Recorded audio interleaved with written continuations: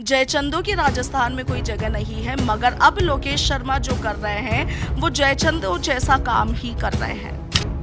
वो दौर अलग था जब स्वामी भक्ति की बात की जाती थी। वो स्वामी भी तो ऐसे होने चाहिए। हैं कि 5 साल तक तो मलाई खा ली और अब जब सरकार संकट में है तो खिलाफत कर दी। से हजारों करोड़ों रुपए कमा लिए हैं। मैं तो अपना वही काम पहले कर रहा था जो आज कर रहा हूँ। हाँ, मैंने चुनाव 2023 में टिकट मांगा था पर मिला नहीं, क्या उसकी खुन्नस है? ये तो सीधे तौर पर बहुत गलत आरोप है।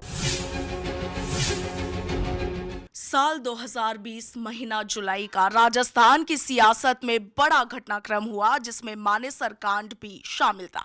और इसी दौरान राजस्थान के कुछ बड़े नेताओं के, राजस्थान के कुछ जनप्रतिनिधियों के फोन रिकॉर्डिंग के कुछ ऑडियो क्लिप्स भी वायरल हुए। लोकेश शर्मा से सीधी बातचीत करेंगे। पूर्व मुख्यमंत्री अशोक गहलोत के ओएसडी रहे लोकेश शर्मा हमारे साथ जुड़े हैं। लोकेश जी, सोशल मीडिया पर जब से आपने ये खुलासा किया है तब से एक बात बड़ी चल पड़ी है, वो ये है कि राजस्थान को स्वामी भक्ति के लिए जाना जाता है। स्वामी भक्तों की यहाँ पर बयार रही है। जयचंदों की राजस्थान में कोई जगह नहीं है, मगर अब लोकेश शर्मा जो कर रहे हैं वो जयचंदों जैसा काम ही कर रहे हैं। वो दौर अलग था जब स्वामी भक्ति की बात की जाती थी। वो स्वामी भी तो ऐसे होने चाहिए। ये डिपेंड एक व्यक्ति पे नहीं करता।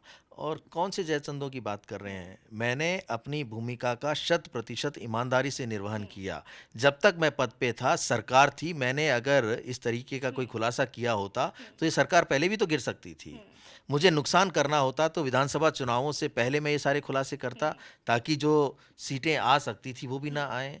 तो मैंने तो ऐसा कोई काम नहीं किया ना। लोकेश जी, लोग ये भी कह रहे हैं कि 5 साल तक तो मलाई खा ली और अब जब सरकार संकट में है तो खिलाफत कर दी। मैं ईश्वर से प्रार्थना करूंगा कि ऐसे लोगों को ये वाली मलाई अवश्य दें। क्योंकि ये जो मलाई मलाई शब्द का प्रयोग कर रहे हैं ना, एक भी व्यक्ति ये बता दे कि मैंने इस प्रदेश में इस पोस्ट पे रहते हुए कहीं इंडस्ट्रीज डाल ली हो, कोई फैक्ट्रियां डाल ली हो, कोई बिजनेस खड़ा कर लिया हो। अरे भाई, मलाई खाना किसे कहते हैं? जिन्होंने खाई उनका पता है कि किसने कहाँ रिसोर्ट बनाए हैं, किसने किस तरीके से हजारों करोड़ों रुपए कमा लिए हैं। मैं तो अपना वही काम पहले कर रहा था जो आज कर रहा हूँ। चुनाव मैंने 2023 में टिकट मांगा था पर मिला नहीं, क्या उसकी खुन्नस है ये? ये तो सीधे तौर पर बहुत गलत आरोप है। क्योंकि मेरा ये मानना है कि जो व्यक्ति सक्रिय राजनीति में होता है उसका अधिकार होता है कि वो टिकट की मांग रखे। उसी अधिकार के तहत पार्टी के सक्रिय कार्यकर्ता होने के नाते मैंने टिकट की मांग की कि मुझे टिकट चाहिए। और उसके पीछे भी मेरी इनसे बात हो चुकी थी। इनकी सहमति के बाद मैंने इनसे बैठ के चर्चा की मुख्यमंत्री अशोक गहलोत से कि मुझे अब इलेक्टोरल पॉलिटिक्स में आना है। इनके शब्द थे कि इससे अच्छी क्या बात होगी कि मेरा अपना इतना निजी व्यक्ति, मेरा भरोसे का व्यक्ति विधानसभा में आए। इससे अच्छी मेरे लिए खुशी की क्या बात होगी? विधानसभा चुनाव 2023 से ठीक पहले विधानसभा में गहलोत सरकार के ही मंत्री लाल डायरी फहराते हैं और लाल डायरी का मुद्दा उठाते हैं। और अब जब लोकसभा चुनाव 2024 का समय है, चुनाव अंतिम पड़ाव पे है, दूसरे फेज की वोटिंग होनी है, उस समय पे गहलोत के जो ओएसडी रहे लोकेश शर्मा वो इतना बड़ा खुलासा कर देते हैं कि फोन टैपिंग मामले में जो ऑडियो क्लिप्स वायरल हुए वो खुद अशोक गहलोत ने दिए। क्या ये सब वेल प्लानिंग के तहत हो रहा है? मैंने तो कोई प्लानिंग की नहीं। बाकी रही बात लाल डायरी की, तो वो लाल डायरी वाले जाने। बीजेपी के साथ ना, मिलकर कुछ प्लानिंग? ये सारे कहते हैं ना कि ऐसे समय पे और कुछ बचता नहीं है कहने के लिए। तो ऐसे अनर्गल आरोप लगाए जाते हैं कि आप बीजेपी से मिल गए या बीजेपी में जा रहे हैं। मैं ये स्पष्ट कर देना चाहता हूँ कि अगर मुझे बीजेपी में जाना होता तो मैं विधानसभा चुनावों से पहले जाता, जहाँ जाके कोई अच्छी सी उनके साथ नेगोशिएट करता। क्योंकि मैं तो राजनीतिक व्यक्ति हूँ। मैं टिकट लेना चाहता था, कांग्रेस नहीं दे रही थी, तो मैं कहता कि भाई आप मुझे टिकट दे दो और मैं ये सारी चीज़ें कर दूंगा, मुझे डैमेज करना होता तो।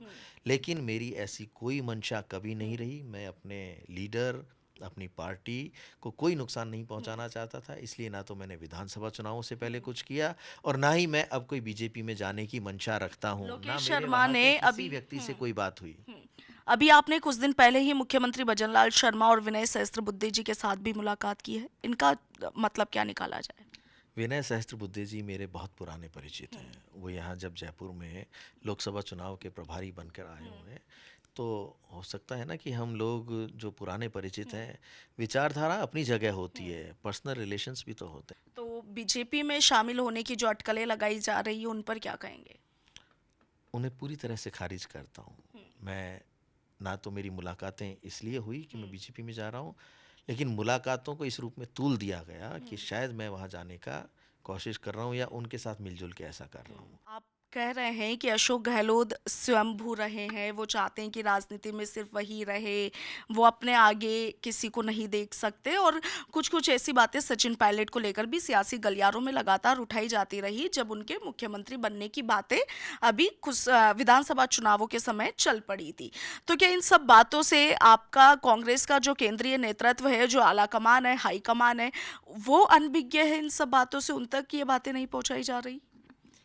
आलाकमान को धोखे में रखा जाता है ना, जैसे कि उन्होंने अपने मुख्यमंत्री पे भरोसा किया, उन्होंने इन्हें फ्री हैंड दे दिया क्योंकि इन्होंने ये विश्वास दिलाया था कि मुझे आप फ्री छोड़ दो, हर हाल में मैं कांग्रेस की सरकार की वापसी करवाऊंगा। तो जो हमारे आला कमान है, केंद्रीय नेतृत्व है, उन्होंने अपने व्यक्ति पे भरोसा किया ना। पता सारी चीज़ें पहुंचती होंगी जिस रूप में भी पहुंचती हैं, लेकिन अब निर्णय करने का वक्त है। अब ये सोचा जाना चाहिए कि क्यों राजस्थान में बड़े बड़े नेता दूसरी पार्टी में गए, कांग्रेस के नेता, और हर व्यक्ति ने पार्टी को छोड़ते हुए एक नाम अवश्य लिया था, वो नाम था अशोक गहलोत। कि हमारी सुनवाई नहीं होती, हम अपनी कोई बात कहना चाहते हैं तो हमसे मिलते नहीं हैं, हमें रिस्पॉन्ड नहीं करते हैं। अच्छा लोकेश जी, एक और इंटरेस्टिंग बात नोटिस कर रही हूँ, आपने कल इसी ऑफिस में अपनी प्रेस कॉन्फ्रेंस भी की और अब अशोक गहलोत पर जितने भी आरोप या आपके हिसाब से जो सच है वो आप कह रहे हैं इसी कमरे में कर रहे हैं, मगर ये जो कमरा है वो पूरा आपकी और अशोक गहलोत जी की तस्वीरों से अटा पड़ा है। तो जब अशोक गहलोत से इतने मनमुटाव हो गए हैं, फिर भी तस्वीरें अभी तक ऐसे की ऐसे यहाँ पर रखी है। किसने कहा मेरे अशोक गहलोत से कोई मनमुटाव हो गए हैं? अशोक गहलोत जी से मेरे कोई मनमुटाव नहीं है। उनके कर्मों से मनमुटाव हुए हैं। जो उन्होंने किया वो आदरणीय थे, आदरणीय हैं और मेरे लिए आदरणीय जीवन भर रहेंगे। अच्छा, कल से जब से आपने प्रेस कॉन्फ्रेंस करी है, ये सारे बड़े खुलासे हुए हैं, किसी कांग्रेसी नेता का आपके पास फ़ोन आया, किसी ने बातचीत करी आपसे? नहीं, मुझसे किसी ने बात नहीं की, लेकिन हाँ, मुझे पास धमकियाँ बहुत सारी आ रही हैं तरह तरह की, है ना। हालांकि हो सकता है बड़े लोग बचकानी बातें करते हैं, लेकिन फ़ोन पे भी, सोशल मीडिया पे भी, कमेंट्स में भी तरह तरह की धमकियाँ दे रहे हैं। कोई उठा के ले जाने की बात करता है, कोई मारने की बात करता है, कोई ये कहता है कि आप निकलो, आपको देख लेंगे, क्योंकि वो सच्चाई से अनभिज्ञ हैं।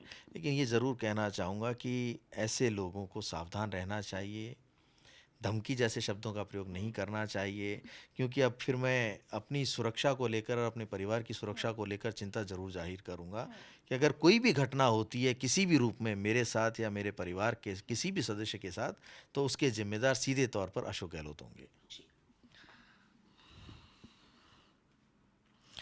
तो देखिए, लोकसभा चुनाव 2024 के दूसरे फेज की मतदान प्रक्रिया से ठीक पहले पूर्व सीएम अशोक गहलोत के ओएसडी ये इतना बड़ा खुलासा अपने ही गुरु कहे जाने वाले अशोक गहलोत के खिलाफ कर दिया है। तो आपका क्या कुछ ख्याल है? कमेंट सेक्शन में जरूर लिखिएगा कि लोकेश शर्मा द्वारा दिए गए तमाम स्पष्टीकरण पर आप क्या कुछ सोचते हैं, ये आप कमेंट सेक्शन में बताइएगा। फिलहाल के लिए इतना ही। मैं आपके साथ इशिका जैन, वीडियो जर्नलिस्ट कृष्ण कुमार शर्मा के साथ, पंजाब केसरी, राजस्थान।